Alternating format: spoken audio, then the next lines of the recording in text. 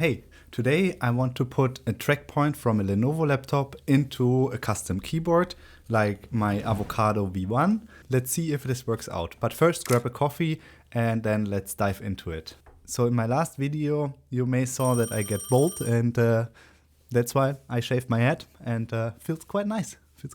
So have to say, try it out. I got myself two of these Lenovo ThinkPad replacement keyboards. Quite nasty, as you can see. It's a bit dirty because it is used, but anyhow I don't care. I just removed the two TrackPoints out of them, and apparently this one is not really working, so it's not as nice, but this one works quite well. I removed this TrackPoint and the idea is to put it into one of my keyboards, but you cannot just put it into an existing keyboard, so I created a new one. Thanks to my sponsor PCBWay, I printed a few new PCBs to test it out or to build the keyboard with the TrackPoint in it. Why am I building it? So first of all, I hate this hand movement to the mouse or the trackpad that I am using, and I just want to have, for small mouse movements, just move the finger with the TrackPoint, move it, and then go back to typing. And if you want to use it, like if you do a lot of mouse stuff, you just then move the hand. So that's the whole idea. Also, I wanted to build a low profile Choc keyboard. That's also one reason why I built it. And yeah, thanks to PCBWay, who are kindly sponsoring this video with sending me the PCBs over, I can build and test this out. So huge shout out to them, because I made a few mistakes while designing the PCB. Let me show you the PCB. So here you can see the PCB. I wired everything up. I want to make it flippable, so you can just flip it, and also hot swappable. And I want to add the TrackPoint. The whole idea is putting TrackPoint on the right hand below the MCU. So I want to put it just below the MCU. Why? So my first idea was to just do it as I saw it in the fork of ZMK. They put it into the middle of the 4 keys, but that means that you need to first of all cut out the keycaps. Then you need to update also the spacing between the keys, so it must be a bit further apart, or you need to figuring out how to like solder everything. So it's a bit more complicated, and I want to first of all start as easy as possible. So my idea was to just put it below the MCU. So I created a little breakout part. I only want to have the hole in it when you have the TrackPoint in, but no hole if there's no TrackPoint. So that's why I created this little cutout that you in the end just break it out. And yeah, you cannot produce it like that. I thought you can just produce it like that, but it doesn't work because the spacing here is too narrow. So you need something like 1 millimeter or something.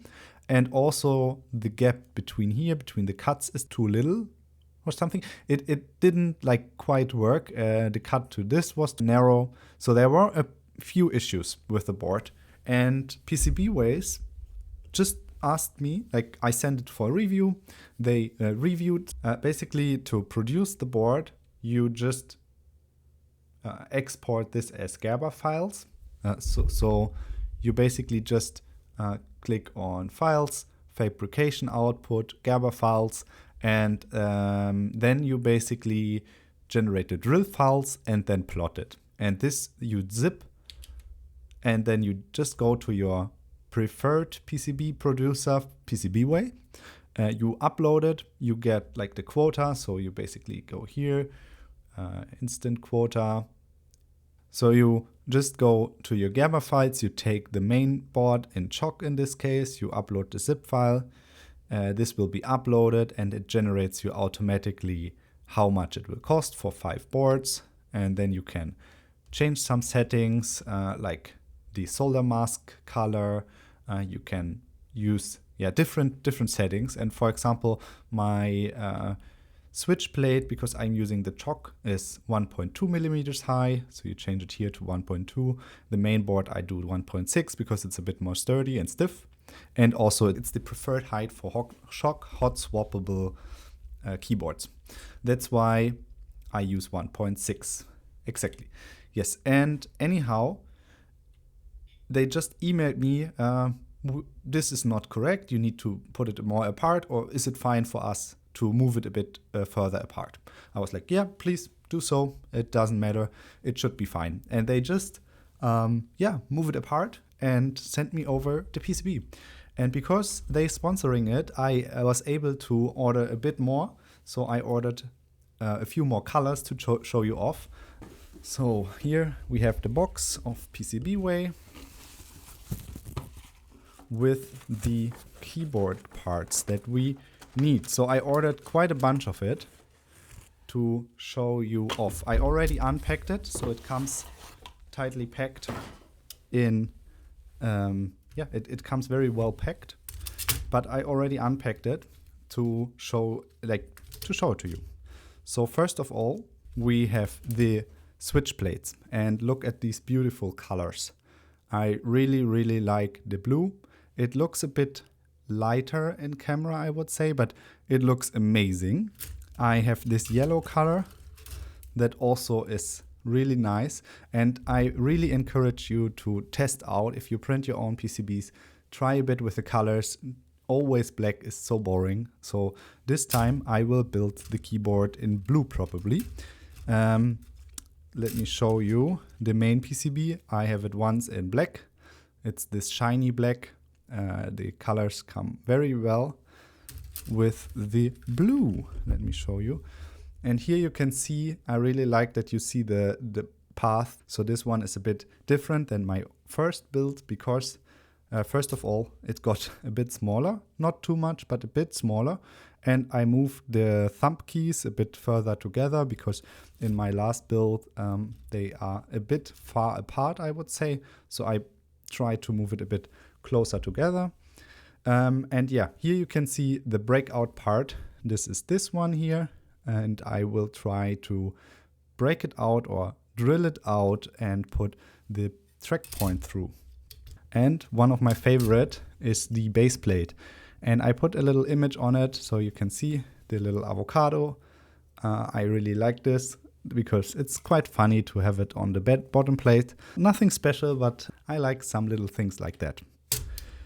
But enough talking. I would say thank you to PCBWay for sponsoring it, sending me so many PCBs that I can test it out and mess around a bit with it. And yeah, I would say let's solder it together.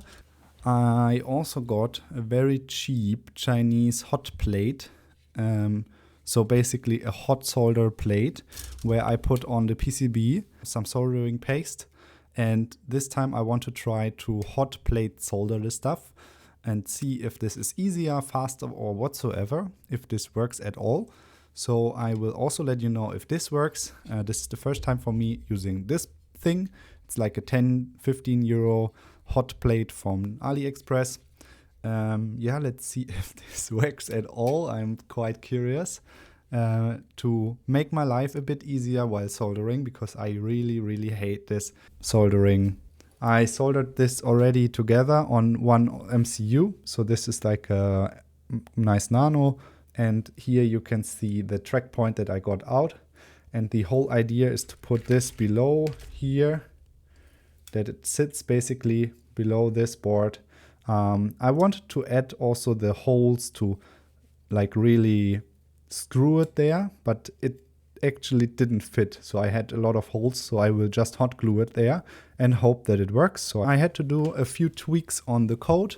You had to switch the sides because usually I use the left side as the main side. Now I need to use the right side because on the ZMK config, you need to use the side with the track pole as the main side.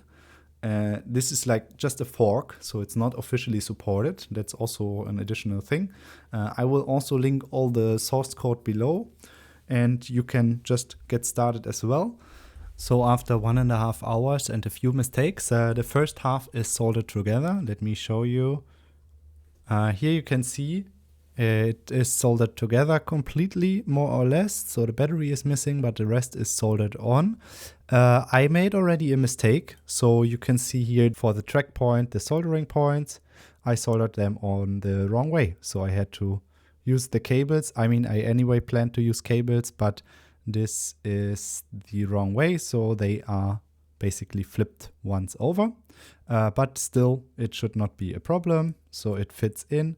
It looks like it would work. Now I will put on the software and see if it is working. Yeah, every time I think this one will be a fast build. I will be done in like maybe 2-3 hours. It took me actually 6 hours or something like that. Over 6 hours, I think. What were my issues? So first of all, the TrackPoint didn't work for quite some time. I had to solder a different MCU on it, try it without the keyboard, and yeah, got it working at some point. And then I built it, put everything together. It didn't work. Yeah. So now it's working again. I figured out that somehow I put 2 pins the wrong order in the on the board, so I labeled it wrong.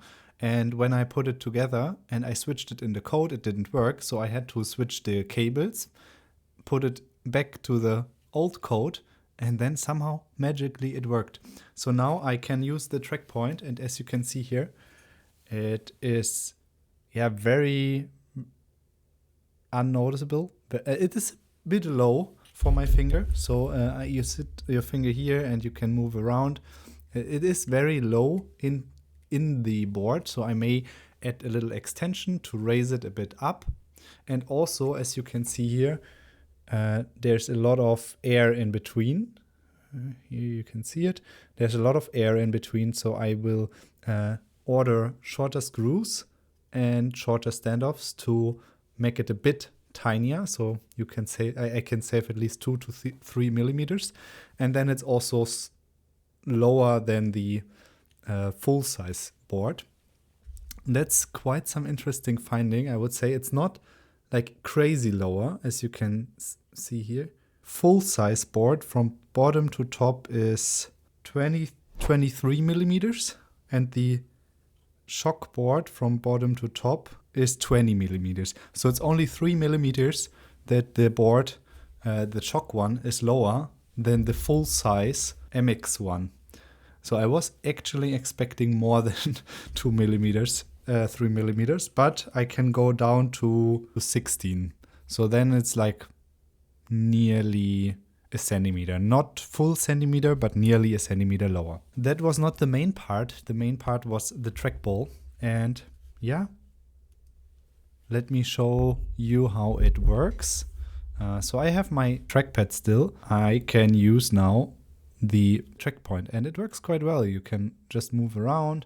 You can also press to click, so you can press and like move it, let it go. So this is basically helpful for very low tasks. So you can just do your typing, then you can just drag and drop or just move the mouse a bit if you want to really quick move something really quick without moving your hand too much. You can just move your mouse and continue working. But if you do a lot with the mouse, then obviously you use a proper mouse, or you use a trackpad. I will link down all the components, all the parts. I'm surprised how long it took me to assemble everything. Also, I want to show you how it sounds. I like the sound, and that was also something why I built a Choc one with the Red Pro switches. It's way lighter than my MX switches, but mostly this one is for the office. Because in the office, I would say the MX Akku Blue, that one I have in here, they are quite noisy and you annoy your coworkers quite a lot. And currently I go to the office nearly every day.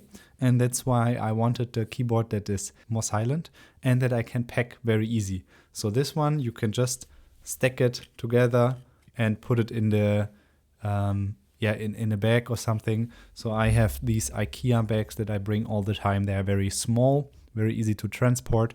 And this is now my new daily driver. Don't try to make keyboards for a living because, as I said, I spent 6 hours assembling it and soldering it. This one is nothing you can sell for under 200, 300 euros. And then the work to it, it's crazy. I spent maybe, was it like 60, 70 euro on parts, I would say. I also did go with the black one now instead of the blue one because I screwed up the blue one and then I had the black ones available because when I tried to solder it with the solder paste, didn't work out too well. And that's why I then switched to the black one. Also because my bottom plate is black and I don't have another color on the bottom plate. That's why it's now the black one. It's quite a satisfying build and I really appreciate the look of it. And it looks very clean and very, I would say it looks really, really nice. Also missing currently the plexiglass, like the cover for the MCU. This one I also want to build. That's why there are 2 holes in it and I have also the standoffs for that. But I had no cover glass yet to cut. The video cutting took again longer than expected, so that's why I can already give you a little update on the usage of the keyboard after 1 week of using it as my daily driver. And I have 3 things that I want to mention. So first of all, I had to print a little standoff for the TrackPoint, as I said. With that, it's like basically the same height as the keys. And then it's like super easy reachable. You can like move it very easy and it also increases a bit the speed. It's just like working really, really well with that. And you can like click and move it. The second thing is that the battery is shit. So it drains super fast. I can barely survive 1 day with a 200 milliamp battery. So the TrackPoint is pulling way more power than expected. So that's why make sure you put in a bigger battery. I now ordered a few more batteries and I'm planning to not decrease the spacing here, but put the battery in between. So either put the battery below the keyboard, so in between here. The battery should sit in here, or I will put a bigger battery below the MCU. So I ordered 500 milliamps now, 850 and 1500. The only thing is that they take 2 months to arrive since they need to be shipped from China instead of flying them because of safety regulations. The third thing is the red switches. In the beginning, I wasn't a fan of it. I had a lot of mistypes. Now I really, really like it. So the Red Pro switches are really good. I really enjoy typing on them. And now whenever I go back to the Akku blue ones, the clicky ones or the tactile ones, I still prefer, honestly, the clicky tactile or like the tactile feeling. But they are so heavy to press compared to these. They are 35 grams and the Akku are like 45, 55, something like that. So it's like really, really light to press and you start enjoying typing on it a lot. It feels way lighter to just type on it. And also I printed myself a little transporting case. It looks like this. And then you can just put in the keyboard like that. So it's in there from both sides. It's secured with a little rubber band around it. So now the rubber band is gone. I can secure it with the rubber band around it like that, so it won't fall out, and that's how you can transport it very safe and you won't damage anything. Yeah, the height is nearly the same, but it's way shorter. And then it fits way better. And this one is also protected. This one, you need to be careful with transporting it because you can easily break something. I highly recommend building a keyboard with the TrackPoint yourself. It's a lot of fun. You will learn a lot, and I really like it to be able to move the mouse without moving my hand. I will use it definitely as my daily driver from now on. I also really appreciate the red switches, the Red Pro switches, the Choc ones. They are amazing. And from now on I will type on that one. And it's always the new one that's my preferred keyboard. The Akku switches are still amazing, but I think I will move forward with the lighter ones. Thank you for watching. See you next time. Happy coding, happy weekend, and have a great rest of the day.